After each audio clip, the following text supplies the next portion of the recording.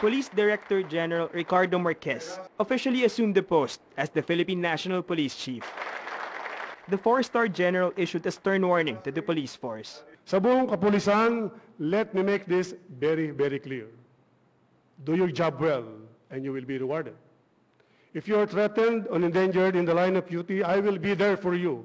Walang iwanan. But, betray your oath and violate the law, sisiguraduhin ko na may kalalagyan kayo. Marquez then called for the immediate review of the PNP's disciplinary mechanism and to focus on holding everyone accountable, especially supervisors. Sa mga kapulisang matitino at malinis ang hangaring maglingkod ng bayan, hindi ba kayo nagingit-ngit tuwing naririnig ninyo ang mga pasaring na palibhasa kasi pulis sa tuwi-tuwinang may nare-report na nangongotong o may hulid up caps? Gaya ko, sawang-sawa na din ako sa ganitong pananaw sa atin ng publiko. Until his appointment, the PNP had no full-time chief since former PNP Chief Alan Purisima was suspended over corruption allegations last year. Marquez adds, regaining the public's trust on the police force is crucial. He says it's time to go back to the basics, have policemen patrol the streets, and rid them of crime. For Marquez, doing so enhances police-community relations and allows policemen to get to know neighborhoods better. Drugs, he says, is a major problem. As the 20th chief of the PNP, Marquez says he is grateful for the trust and confidence of the country's leaders.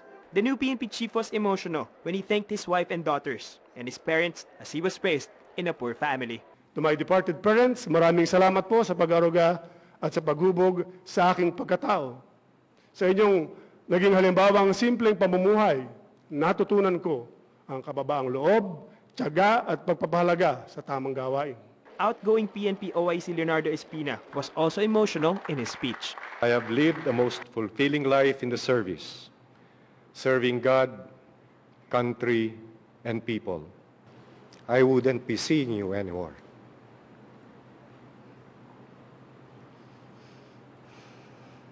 President Aquino thanked both generals for their crime prevention efforts. The president says he chose Marquez for his accomplishments.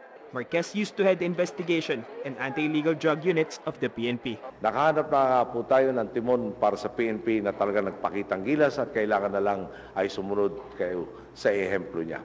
Ngayong mayroon na kayong pangmatagalang lideratong gagabay sa inyo, ang panawagan ng ating mga boss, nasa likod ninyo ang bayan.